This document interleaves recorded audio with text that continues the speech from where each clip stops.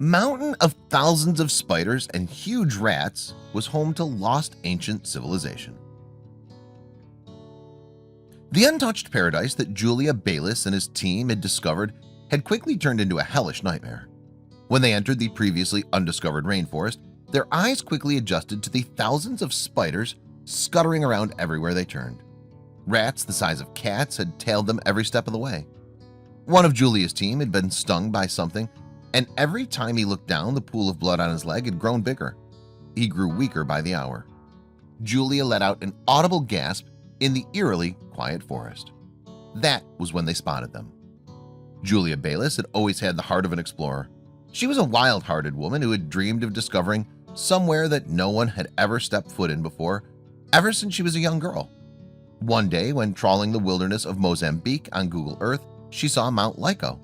She researched it and saw that very little was known about it. Julia knew she had to scale it. She had no idea, however, the dangers and bloodshed that the mountain had seen. Mount Lyco in Mozambique was a very steep mountain that could only be scaled by the most skilled mountaineers. Luckily, Julie was just that, and the challenge didn't scare her.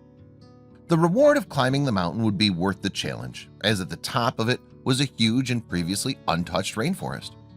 However, Julia had no idea of the horrors that had happened there. When the team of explorers arrived at the base of Mount Lyco, they stumbled across a small village of people living there. They asked them about Mount Lyco and was there anything about it they should know before climbing it. When they mentioned that they planned on climbing the mountain, their faces instantly said everything. "We are warning you, do not climb that mountain. You will not survive it. There is evil up that mountain," they were told by a village elder. However, with a top-class team of explorers and experts in botany that had flown from all over the world to be there, there was no turning back now. They began their ascent, scaling the almost vertical rock face of Mount Lyco. The climb was extremely treacherous and was the most challenging that Julia had ever faced, but they persevered despite the danger and warnings that they had received. When they reached the summit, they were not at all prepared for what they were about to discover. After a treacherous journey to the mountain's summit, where some of Julia's team experienced near-fatal blunders, they had finally reached safety, or so they thought. When they arrived at the top, they marveled at the beauty around them. It truly looked like paradise atop Mount Lyco. An unfamiliar, beautiful butterfly even landed in the hands of one of the team members. They decided to make their way into the rainforest to see what they could discover. Their wonder was about to turn to horror. As they made their way through the forest, the first thing they noticed was the eerie silence. There was not one bird in the entire forest. This was not a good sign. That was when the team's eyes adjusted and they noticed the thousands upon thousands of spiders scuttling everywhere they looked. Then one of them let out a scream. They all saw the beast approaching. "Oh my God, what is that?" screamed one of the botanists. That's when they all noticed the gigantic rat running around their feet. It wasn't alone. More joined it closely behind. Unsure if they were going to attack, the team started to run. That was a huge mistake. One of them was about to get seriously injured.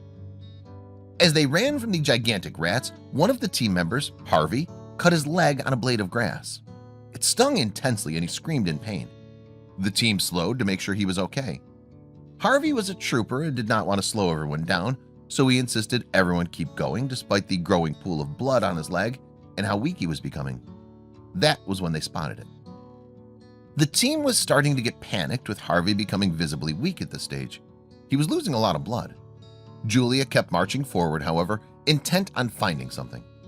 The team was starting to get really angry at Julia's lack of care for her team's lives when she suddenly stopped and looked down. She picked up some objects that resembled pots with a gigantic smile on her face. "We've found it," she smiled.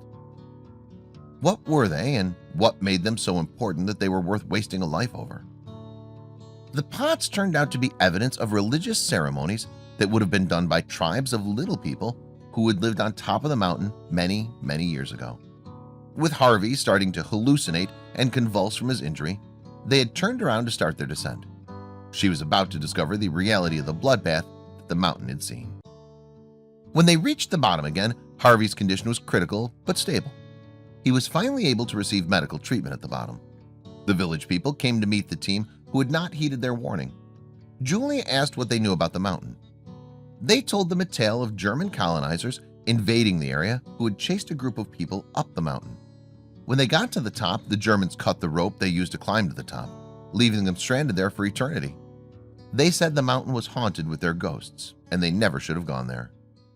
Looking at Harvey's unconscious form being tended to, Julia felt huge pangs of guilt as she realized she'd made a huge mistake.